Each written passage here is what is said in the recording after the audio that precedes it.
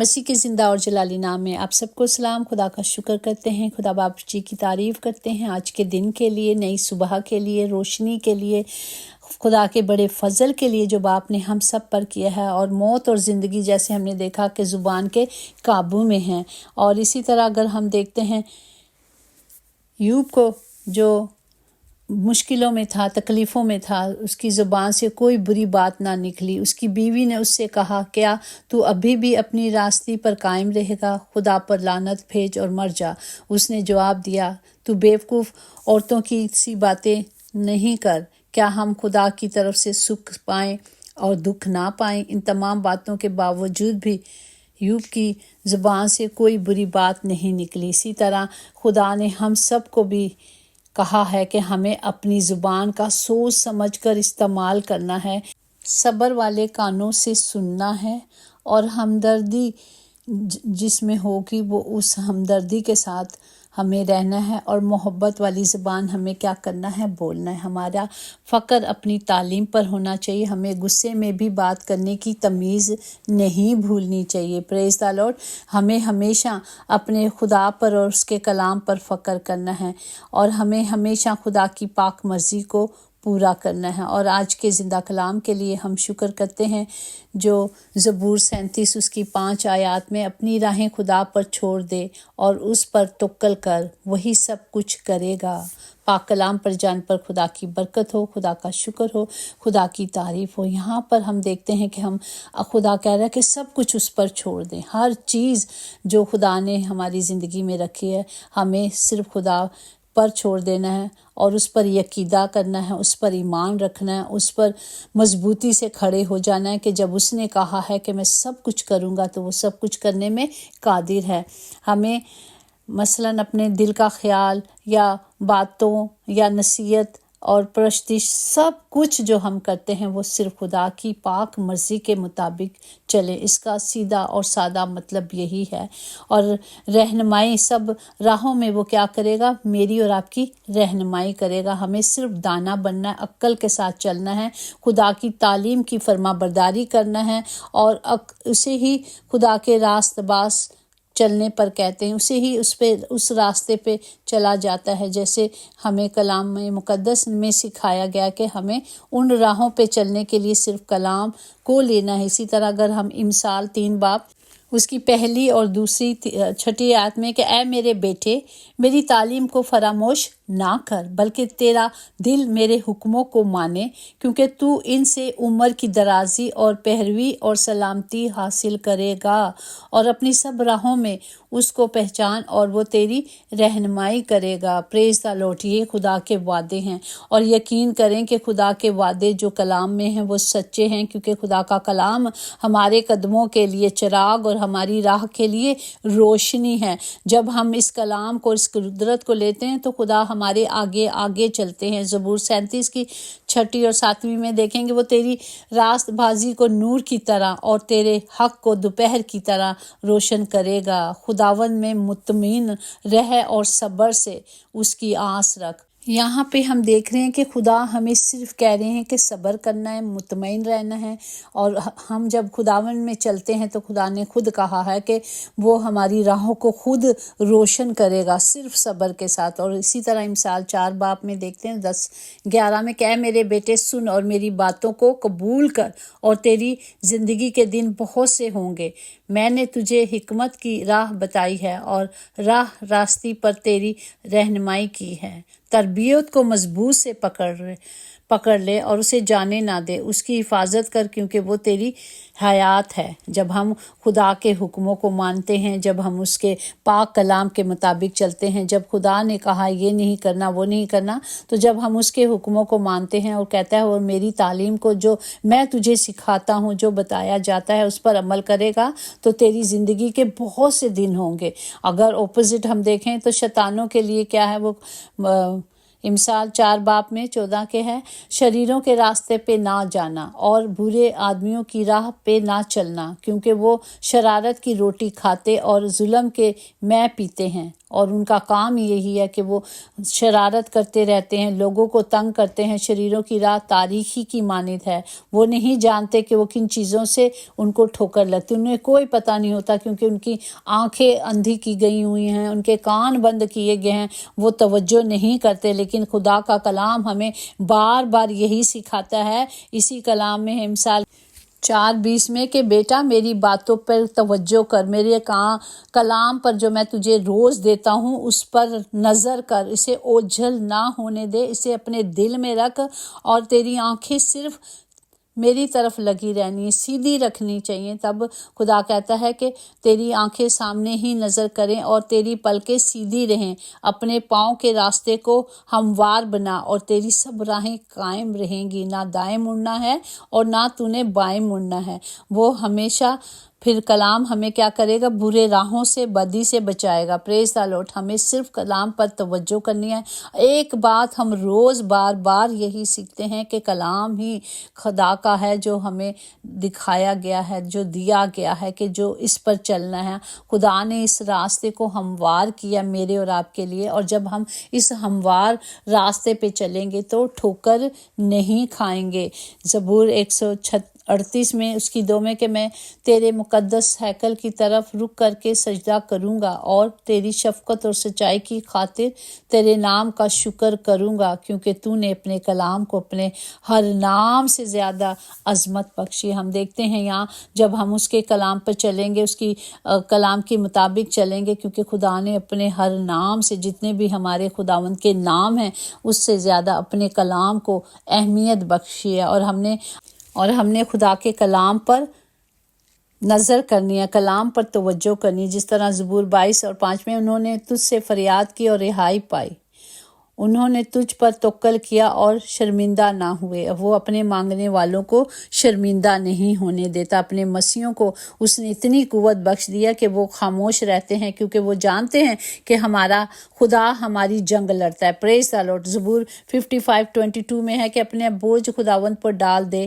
وہ تجھے سنبھالے گا، وہ صادق کو کبھی جنبش نہیں ہونے دے گا، کبھی بھی نہیں ہونے دے گا، کیونکہ خدا ہمارا وعدوں کا سچا خدا ہے۔ جب ہم اپنی ساری فکریں، ہم یہ نہ سوچیں کہ ہم کل کیا کھائیں گے، کیا ہوگا، کیونکہ خدا نے وعدہ کیا روز کی روٹی دینے کے لیے کہ میں تمہیں روز کی روٹی دوں گا۔ وہ جانوروں سے اتنی محبت کرتا ہے تو اس نے انسان کو ہر جانور سے، ہر چیز سے زیادہ اہمیت دی ہے، اور اپنی ساری فکریں اس پر ڈال دو، کیونکہ اس کو میری اور آپ کی فکر ہے۔ تم ہوشیار اور بیدار رہو، تمہارا مخالف ابلیس گرجنے والے شیر ببر کی طرح ڈھونڈتا پھرتا ہے کہ کس کو پھاڑ کھاؤں۔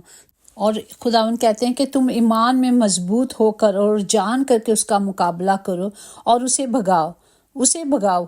ہمیں نہیں آگے بھاگنا بلکہ اس کو بھگانا ہے۔ اور ہم دیکھتے ہیں کہ یہاں لکھا کہ تمہارے بھائی جو دنیا میں ہیں ایسا ہی دکھ اٹھا رہے ہیں۔ ہم دیکھ رہے ہیں، ہم سب اپنی آنکھوں سے دیکھ رہے ہیں کہ کس طرح وہ دکھ اٹھائے جا رہے ہیں، ان پر ظلم کیا جا رہا ہے، لیکن ہمیں کیا کرنا ہے؟ صرف خدا کے ہاتھوں میں دینا اور ان سب کے لیے دعا گو رہنا ہے، کیونکہ ہمارا خداوند ہمیں چھڑاتا ہے اور بچاتا ہے۔ جس طرح خدا نے کہا کہ وہ سب کچھ، متی 5:11، جب میرے سبب سے لوگ تم کو لعن طعن کریں گے اور ستائیں گے اور ہر طرح کی بری باتیں تمہاری نسبت ناحق کہیں گے تو تم مبارک باد کے لائق ہو۔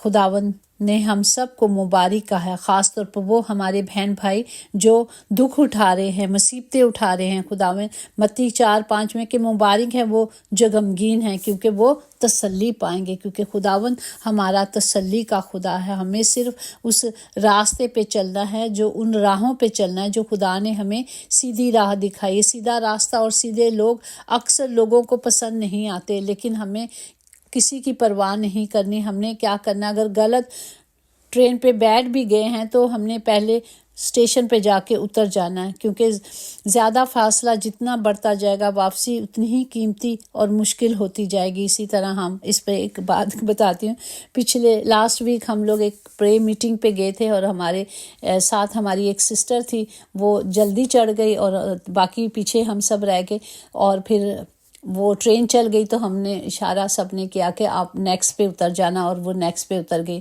اور اگر کہیں آگے چلے جاتے یا آگے اتر جاتے، خیر مشکل تو کوئی نہیں تھی، وہ ایجوکیٹڈ تھی، کہیں بھی چلی جاتی، لیکن یہ تھا کہ نیکسٹ پہ اتر گئی اور جیسے ہی ٹرین رکی وہ ہمارے سامنے تھی.